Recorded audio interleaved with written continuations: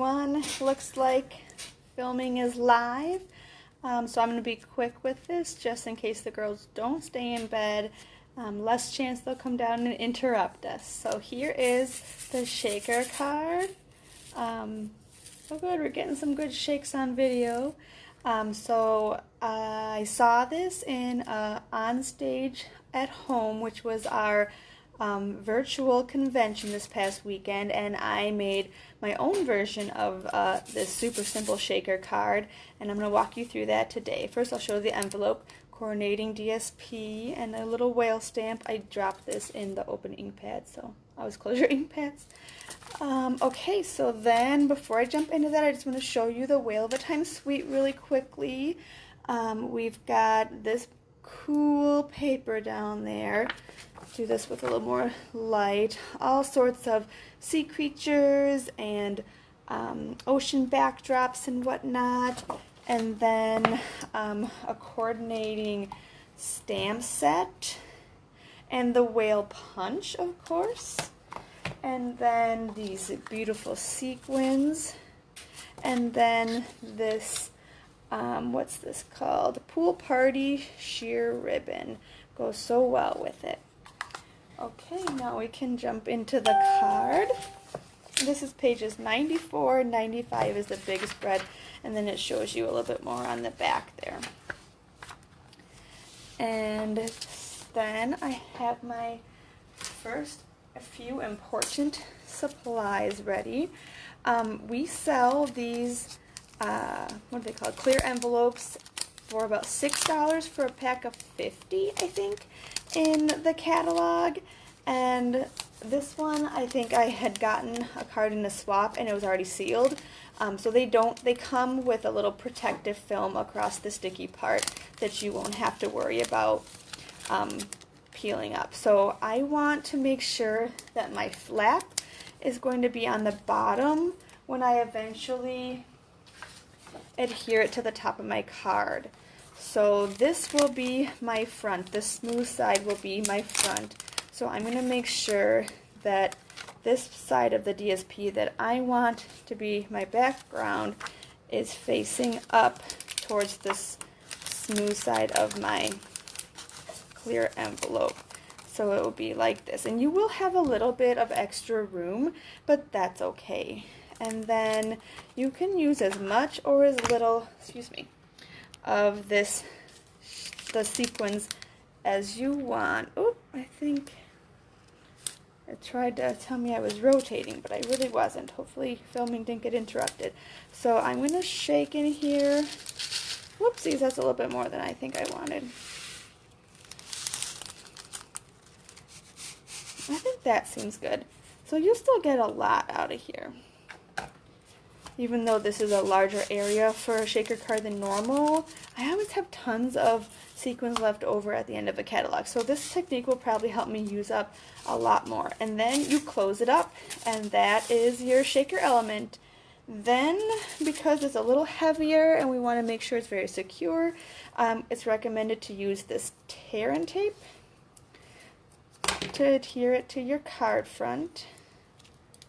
And you want to make sure it's on your, going to be covered up by your DSP so you don't have any sticking into the part of the envelope that's not covered by that. And then do the sides.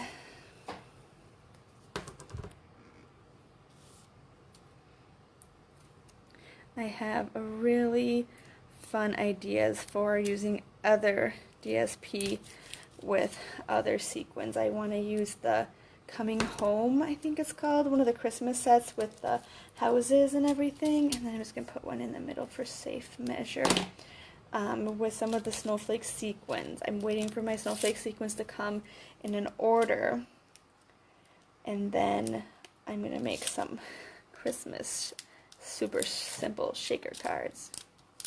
Whoops, didn't press that one down far enough.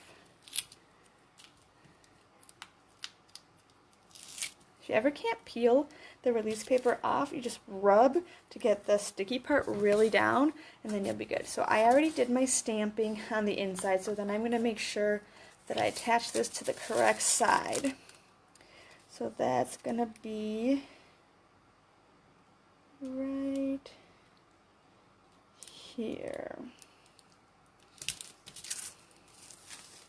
Looks good. So then I have a little bit of the clear hanging off, and I'll have a little bit of the clear hanging off here, but that is okay. It is, you can't avoid it, and the shaker element being so simple is worth that to me, I think.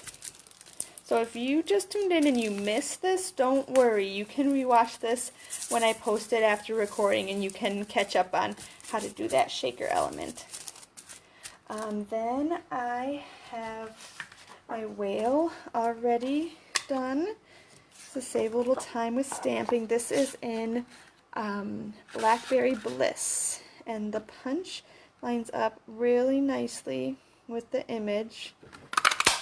You just get some of those little extras you don't really need when you have stamped it.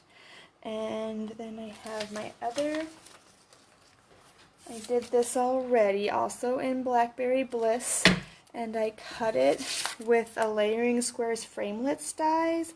And so this is the very smallest, that's the second, and then this is the third. So if you have it in, yeah, however you lay yours out, that's kind of what it is. So starting with the very smallest square, this is the second one up in that pile.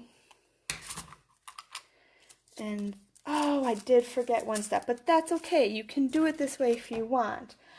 When I did it on my original copy, I had tied my ribbon around the shaker element, but it kind of looks neat having some ribbon inside too. So it's not a true mistake because nothing is really wrecked. It's just a different style.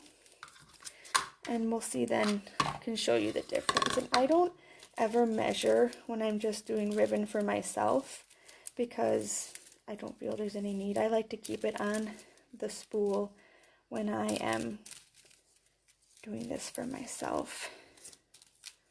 And I tied this sideways. So then I just kind of work sideways.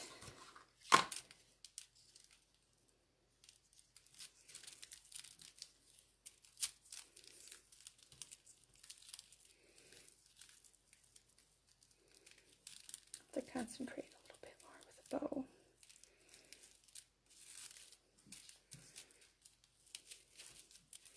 And some people think that if you can't tie a bow perfectly right away, then you're not good at bows, but there's always fussing. You never really get everything turned the right way.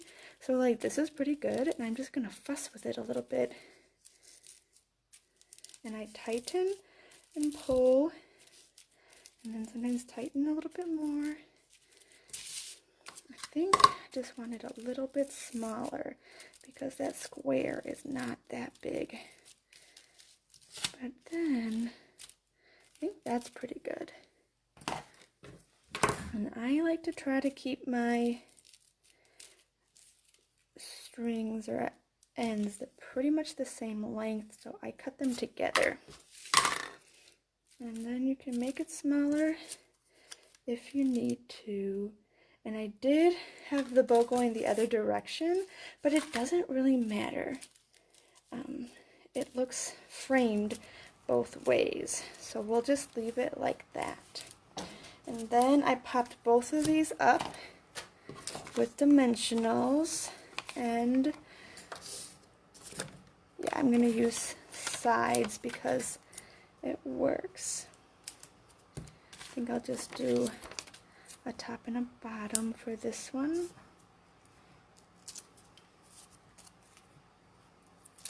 Smokey is walking back and forth, casting shadows. Alright, so that'll go right in the middle. And then some on my whale.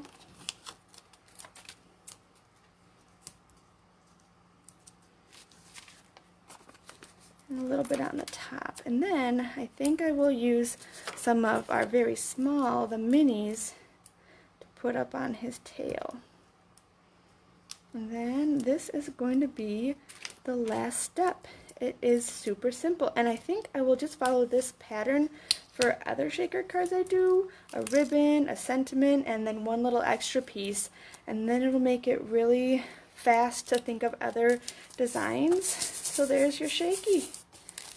and then the inside, and so then there you can see the difference. Like, it's fine without, looks nice with, so if you forget to wrap it around the plastic before you put it down, it's okay. You can just tie it around the whole card and it'll still be kind of held in place because you've got that little square over the top. So there is our super simple shaker card.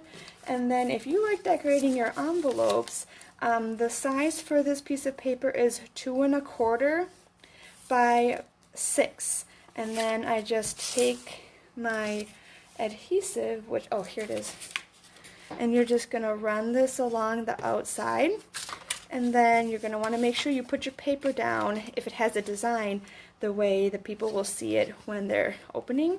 And I'll stick this down, and then you would flip it over and just trim around it, and then you would have a decorated envelope flap to match your card. So that's how you do that, and thanks for watching.